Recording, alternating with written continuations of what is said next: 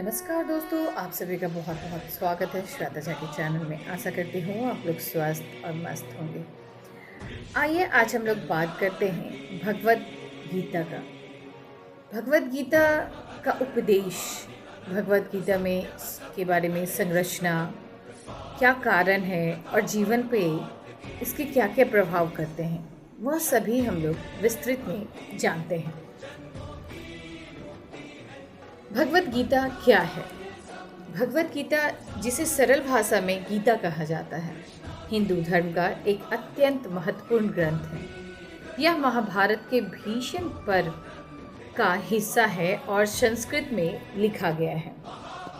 कुल गीता में कुल 700 श्लोकों वाली एक संवादात्मक रचना है जो भगवान श्री कृष्ण और अर्जुन के बीच संवाद के रूप में प्रस्तुत किया गया है। यह ग्रंथ केवल धर्मशास्त्र नहीं बल्कि जीवन दर्शन, कर्म योग, भक्ति योग, ज्ञान योग और आध्यात्मिकता का सार है। गीता का उद्देश्य जीवन के हर पहलू को समेटे हुए है, जिसे व्यक्ति अपने कर्तव्य, धर्म और अध्यात्म के मार्ग को समझ सकता है। गीता के अध्याय और उनकी संरचना कुछ इस प्रकार से है। गीता में कुल 18 अध्याय हैं। प्रत्येक अध्याय का अपना एक विशिष्ट विषय और योग है। इन अध्यायों को योग कहा गया है क्योंकि ये मनुष्य को मोक्ष या जीवन के उच्चतम लक्ष्य तक पहुंचाने के लिए रास्ता बताते हैं। पहले अध्याय है अर्जुन विषाद योग, जिसमें अर्जुन के मानसिक संकट और युद्ध से संकोच का वर्णन। दूसरे अध्याय है साख्य योग, जिसमें ज्ञान योग, आत्मा और शरीर का विवेचन है। तीसरा है कर्म योग, निष्काम कर्म, मतलब बिना फल की इच्छा के कर्म करते रहना चाहिए, इसके बारे में उपदेश दिया गया है। चौथे अध्याय में है ज्ञान कर्म संन्यास योग, मतलब ज्ञान और कर्म का संयोजन। पांचवा अध्याय कर्म संन्यास योग, जिसमें संन्यास मतलब जो त्याग कर चुके होते हैं घर परिवार को, और कर्म योग का तुलनात्मक अध्ययन। छठा अध्याय है आत्म संयम योग, जिसमें ध्यान और मानसिक नियंत्रण का महत्व बताया गया है। सातवां अध्याय है ज्ञान विज्ञान योग, जिसमें परमात्मा का ज्ञान के बारे में बताया गया है।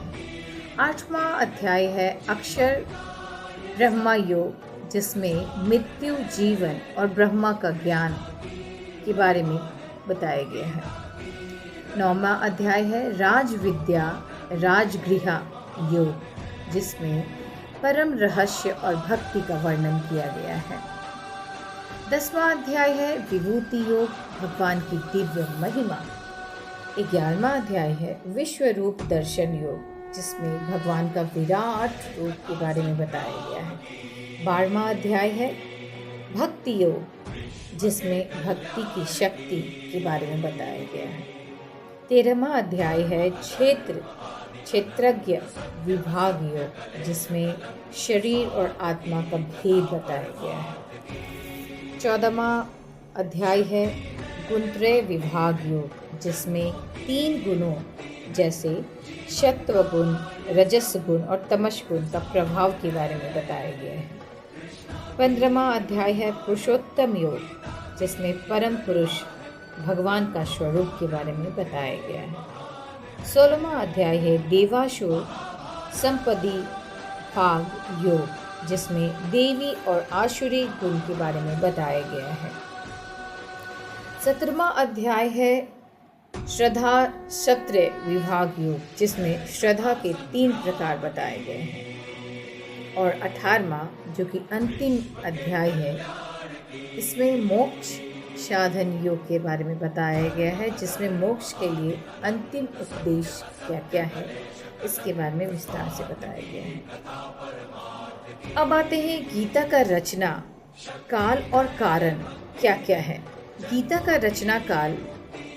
गीता की रचना प्राचीन भारत के महाभारत युद्ध के समय हुई थी। लगभग 3000 से 5000 वर्ष पूर्व के बीच माना जाता है। हालांकि इतिहासकार इस पर भिन्न मत रखते हैं। यह महाभारत के भीषण पर्व में समाहित है। गीता का कारण। महाभारत युद्ध के आरंभ से पूर्व जब कुरुक्षेत्र का मैदान युद्ध के लिए तैयार था, तब अर्जुन अपने ही रिश्तेदारों, गुरुजनों और साथियों के विरुद्ध लड़ने को लेकर मानसिक रूप से टूट चुका था। वह धर्म, कर्तव्य और मानवीय भावनाओं के द्वंद्व में उलझा हुआ था। इस स्थिति में अर्जुन ने भगवान श्री कृष्ण से मार्गदर्शन मांगा।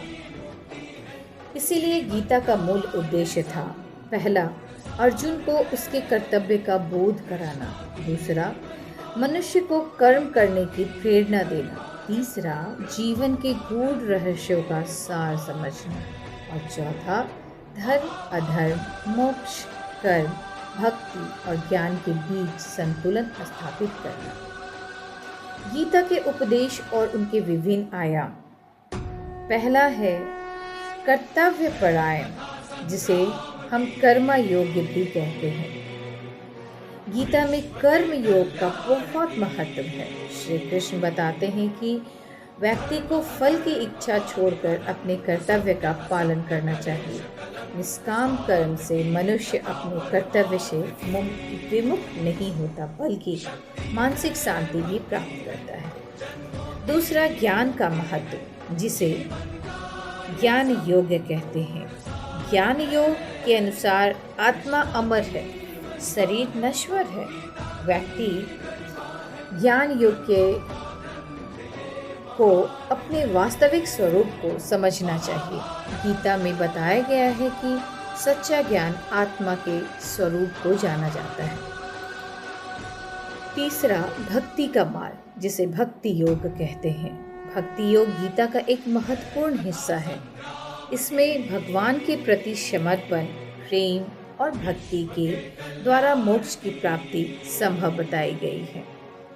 चौथा, मन पर नियंत्रण, जिसे मन का नियंत्रण कहते हैं, ध्यान योगा कहते हैं। इसमें गीता में ध्यान और मानसिक संयम के महत्व को भी बताया गया है। मन को संयमित कर एकाग्र किया जाए तो व्यक्ति आध्यात्मिक उन्नति कर सकता है। पांचवा है गुणों का विवेचन। गीता में जीवन के 3 मुख्य गुण बताए गए हैं। पहला, सत्व गुण, जिसे पवित्रता कहा गया है। रजस्य गुण, जिसे क्रिया या इच्छा कहा गया है। और तमस गुण, जिसे अंधकार और जड़ता कहा गया है। ये गुण मनुष्य के स्वभाव, कर्म और जीवन शैली को प्रभावित करते हैं।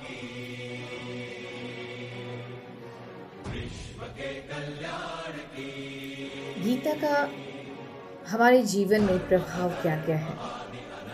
धर्म और कर्तव्य का बोध। गीता हमें सिखाती है कि जीवन में धर्म और कर्तव्य से विमुख नहीं होना चाहिए।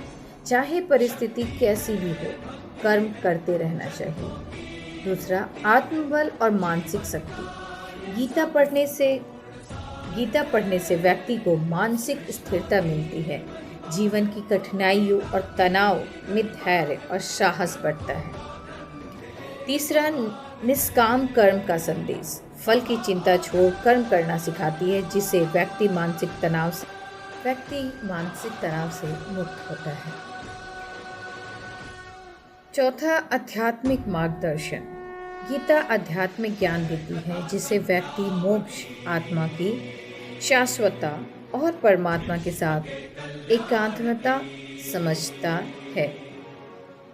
पांचवा, सभी धर्मों और समाजों के लिए सार्वभौमिक शिक्षा। गीता में दिए गए उद्देश्य किसी भी व्यक्ति के लिए है, चाहे वह किसी भी धर्म या क्षेत्र से हो। यह सार्वभौमिक जीवन दर्शन प्रस्तुत करती है। छठा, प्रथम अध्याय का सार और गीता के प्रारंभ का कारण क्या है। प्रथम अध्याय में बताया गया है अर्जुन विषाद योग। यह अध्याय महाभारत के युद्ध भूमि का दृश्य प्रस्तुत करती है, जहां अर्जुन युद्ध के लिए तैयार होता है, लेकिन जैसे ही वह अपने कुटुंब मतलब अपने परिजन गेस्ट गुरुओं और मित्रों को युद्ध में विरोधी के रूप में देखता है, उसके मन में संदेह, चिंता और दुख उत्पन्न होता है। वह अपने धर्म और परिवार के बीच उलझ जाता है। अर्जुन की मानसिक स्थिति अत्यंत विकट हो जाती है और यह युद्ध करने से इनकार कर देता है। यह वह क्षण है जब गीता का उद्देश्य आरंभ होता है। गीता का आरंभ इस प्रथम अध्याय के कारण हुआ, क्योंकि अर्जुन को उसकी मानसिक स्थिति से उबारने के लिए कृष्ण ने उन्हें समझाया कि उन्हें लड़ना ज़रूरी है। दूसरा, उसे अपने कर्तव्य का बोध कराने के लिए। तीसरा, मनुष्य को जीवन में कष्टों का सामना करने की प्रेरणा देने के लिए। चौथा, धर्म, अधर्म और कर्म के महत्व को स्पष्ट करने के लिए। गीता के प्रमुख उद्देश्य हैं: कर्म करते रहो, फल की चिंता मत करो, अपने आत्मस्वरूप को जानो, परमात्मा में विश्वास रखो और भक्ति करो, ध्यान, योग और ज्ञान के माध्यम से मोक्ष प्राप्त करो, जीवन के हर पहलू में संतुलन बनाए रखो, मानवता, नैतिकता और सत्य के मार्ग पर चलो। भगवत गीता में न केवल धार्मिक ग्रंथ है, बल्कि जीवन जीने की कला और ज्ञान का भंडार है। यह हमें सिखाती है कि चाहे परिस्थितियाँ कैसी भी हो, हमें अपने कर्तव्य का पालन करना चाहिए। तो आशा करती हूँ आप सभी को यह वीडियो अच्छी लगी होगी। प्लीज़ मेरे चैनल को लाइक करें, शेयर करें, सब्सक्राइब करें और अपने सुझाव मेरे कमेंट बॉक्स में ज़रूर करें। स्वस्थ रहें, मस्त रहें, अपना ख्याल रखें। Bye bye. जय श्री कृष्णा। राधे राधे।